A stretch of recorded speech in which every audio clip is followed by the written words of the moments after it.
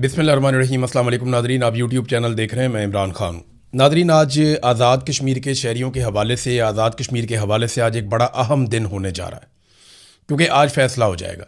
अगर आज़ाद कश्मीर के शहरी निकल आए और बहुत बड़ी तादाद में निकल आए और उन्होंने अपने लॉन्ग मार्च को कामयाब बना लिया, तो फिर मुतालबात पे भी बात होगी, मुज़ाकरात भी दोबारा होंगे, चीज़ें नॉर्मलाइज होने की तरफ जाएंगी। लेकिन अगर आज अवाम ना निकली और अवामी जॉइंट एक्शन कमेटी के लोग अकेले रह गए, तो फिर याद रखिएगा, जो लोग इस कमेटी के अंदर शामिल थे या जो लोग भी इसके साथ काम करते रहे हैं, उनके खिलाफ एक बड़ा हौलनाक और खौफनाक किस्म का क्रैकडाउन होगा। यानी जो पाकिस्तान तहरीक इंसाफ के साथ हमने होते हुए देखा गुज़िश्ता 4 सालों में पाकिस्तान में, उससे मिलती जुलती या उससे ज़्यादा शिद्दत की चीज़ें हम होती हुई देखेंगे आज़ाद कश्मीर में। तो आज के दिन के ऊपर सारा इन्हिसार है। देखिए, हमारी सारों की ज़िंदगी में ना कभी ये मौका आता है कि हमें फ़ैसला करना पड़ता है। ये बात मैं आज़ाद कश्मीर के शहरियों से कर रहा हूँ, हर एक की ज़िंदगी में आता है। इमरान खान की ज़िंदगी में मौका आया, उसको फ़ैसला करना था कि वो किस रास्ते पे चलेगा, तो उसने अपना रास्ता चुन लिया। उसने कहा, जी मैं हकीकी आज़ादी लूँगा और मैं इनके सामने हार नहीं मानूंगा, मैं इनसे नहीं डरूंगा और इनका मुकाबला करूँगा। तो इमरान खान ने अपना रास्ता चुन लिया। मेरे सामने ज़िंदगी में बार बार ये मौका आया, जब मैंने अपने दिल की सुनी, अपने ज़मीर की सुनी, मुझे नुकसान ज़रूर हुआ लेकिन कभी मुलामत नहीं हुई, पछतावा नहीं हुआ।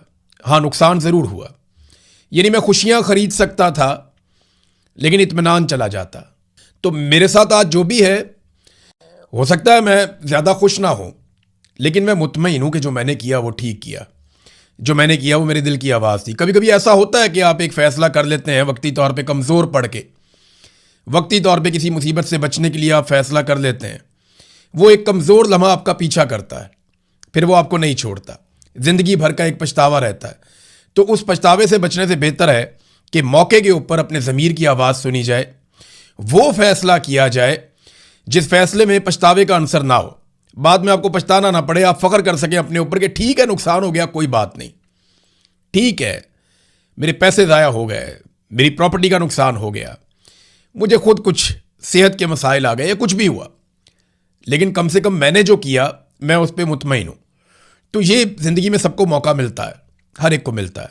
आज ये आज़ाद कश्मीर वालों का मौका है कि वो ये फ़ैसला करें कि वो एस्टेब्लिशमेंट की ग़ुलामी करेंगे या एस्टेब्लिशमेंट की ग़ुलामी से अपने आप को आज़ाद करेंगे। आज कश्मीर के लोगों ने फ़ैसला करना है कि वो अपने बच्चों को किस तरह का कश्मीर देकर जाना चाहते हैं। क्या उनके बच्चों के कश्मीर में भी ये मसाइल ऐसे ही रहेंगे, या उनके बच्चे एक महफूज और निस्बतन आज़ाद कश्मीर के अंदर होंगे जहाँ पे वो अपने फ़ैसले खुद कर सकेंगे, उनके फ़ैसले बंद कमरों में नहीं होंगे। तो इसीलिए मैंने कहा कि आज एक बड़ा अहम दिन है जहाँ कश्मीरी फ़ैसला करेंगे कि वो अपने हकूक़ पे सरेंडर करेंगे या अपने हकूक़ पे डाके को आइंदा के लिए बंद करवाएंगे। नाज़रीन, कुछ अफवाहें चलाई जा रही हैं और ये सोशल मीडिया पे और दीगर ज़राए से आज़ाद कश्मीर में ख़बरें फैलाई जा रही हैं। ख़बरें ये फैलाई जा रही हैं कि कोई कह रहा है कि कॉल मुअख्खर हो गई, कोई कह रहा है कि ये हो गया, कोई कह रहा है कि वो हो गया, कोई कह रहा है कि आदत में फ़लाँ बंदे पकड़े गए। तो ऐसा कुछ भी नहीं है। जो अवामी जॉइंट एक्शन कमेटी की सारी क़यादत है वो महफूज है और वो आपस में किसी ना किसी तरह राब्ते में भी है, नंबर 1। नंबर 2, अगर लॉन्ग मार्च कामयाब होता है तो ये सारे लोग अवाम के बीच में आ जाएंगे और वो दिखाई भी देगा उस वक्त। और नंबर 3, अभी तक एहतजाज की कॉल को मुअख्खर नहीं किया गया, यानी एहतजाज को कैंसिल नहीं किया गया। अभी तक 9 जून का एहतजाज अमली तौर पे एग्जिस्ट कर रहा है, उसकी कॉल अभी तक ख़त्म नहीं की गई। और ये जो ऑफिशियल अकाउंट्स हैं वहाँ से ये खबर बार बार दी जा रही है कि अफवाहों पे आप कान ना धरें। मार्केट में बहुत सारी लॉन्ग मार्च के हवाले से अफवाहें फैलाई जा रही हैं, मगर ऑफिशियल्स कह रहे हैं कि इनके ऊपर कान मत धरें और आप फोकस रखें 9 जून के अपने एहतजाज के ऊपर। नाज़रीन, हमने आज कुछ मनाज़िर बरतानिया में भी देखे जो अजीब मनाज़िर हैं। हम ये तवक्को नहीं कर रहे थे माजी में कभी कि ऐसा भी होगा, लेकिन आसिम मुनीर साहब ने जिस तरीके से पाकिस्तान को चलाया है, हमने बहुत सारी चीज़ें पहली मरतबा होते हुए देखी। तो आज एक और नई चीज़ हमने होते हुए देखी कि वो कश्मीरी नौजवान और कश्मीरी शहरी जो आज़ाद कश्मीर के हैं, जो रहते हैं बरतानिया में, वो जो एहतजाज किया करते थे इंडियन एम्बेसी के बाहर जाकर, और वो भारत के ख़िलाफ़ एहतजाज किया करते थे हमेशा से, इस बुनियाद पर कि भारत कश्मीरियों के हकूक़ गसब कर रहा है, वो सारे लोग आज पाकिस्तान की एम्बेसी के बाहर एहतजाज कर रहे थे। ये इंतहाई अफसोसनाक मनाज़िर हैं। और पाकिस्तान को यहां तक लाए एस्टेब्लिशमेंट के फैसले। यानी टॉक शो के अंदर एस्टेब्लिशमेंट के लोग जो हैं, मुक्तदरा एस्टेब्लिशमेंट आप यही बोलते हैं ना, वो टॉक शो के अंदर मैसेजेस करके बता रहे हैं कि जनाब हम तो कंप्रोमाइज़ नहीं करेंगे, हम तो 12 सीटें भी रखेंगे, हम तो इनके साथ बातचीत भी नहीं करेंगे, हम इनको मुंह भी नहीं लगाएंगे। और वो जो वज़ीर आज़म है फैसल राठौर, वो इनके मुताबिक अपना मौक़िफ़ भी बदल लेता है।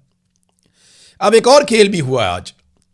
फैसल राठौर ने, मेरी इंफॉर्मेशन के मुताबिक, जो वज़ीर आज़म है आज़ाद कश्मीर का, उसने पाकिस्तान पीपल्स पार्टी की क़यादत को बताया कि जो खेल इस वक्त एस्टेब्लिशमेंट खेल रही है आज़ाद कश्मीर में, या तो आप इलेक्शन मुलतवी करवा दें कि इलेक्शन ही ना हो वहाँ पे, और अगर आज़ाद कश्मीर में इलेक्शन हुआ और अपने शेड्यूल के मुताबिक हुआ, जो कि जुलाई के आखिर में होने जा रहा है, 1 महीना और कुछ दिन उसमें बाकी हैं, और अगर तो इलेक्शन अपने शेड्यूल के मुताबिक आज़ाद कश्मीर में होता है तो हम अपने हलकों में भी नहीं घुस सकेंगे इसके बाद। क्योंकि देखिए, पीपल्स पार्टी का वहाँ पे वज़ीर आज़म बनाया गया, फैसल राठौर उसका नाम है, और वो एस्टेब्लिशमेंट के साथ बड़े अच्छे तरीके से चलता है। तो पीपल्स पार्टी को उन्होंने बताया, और उसके बाद से लेकर अब तक लगातार सहाफ़ियों को, मुख्तलिफ दानिश्वरों को और मुख्तलिफ जगहों पे ये इंफॉर्मेशन फैसल राठौर और उनके लोगों की जानिब से फीड की जा रही है कि जनाब ना तो मैं कलअदम करने के हक़ में था, ना जनाब मैं कोई उनके ऊपर गोली चलाने के हक़ में हूँ, ना मैं उनके ऊपर क्रैकडाउन करने के हक़ में हूँ। मैं तो मुज़ाकरात करना चाहता था, लेकिन ये सारा कुछ एस्टेब्लिशमेंट ने किया है, तो आप जनाब ये खबरें चलाएं, आप जनाब ये दावे करें टीवी के ऊपर, और ख़ुद मुंह से एक लफ्ज़ बोलने को तैयार नहीं है। तो ये अवाम को बेवकूफ़ समझते हैं कि इनके लिए जनाब बयानिया बनाया जाए कि फैसल राठौर बेगुनाह है, नवाज शरीफ बेगुनाह है, जरदारी बेगुनाह है, और ये सारा कुछ ज़बरदस्ती एस्टेब्लिशमेंट ने कर दिया, और ये तो बेचारे रोटी को चोची कहते थे। ऐसा नहीं है।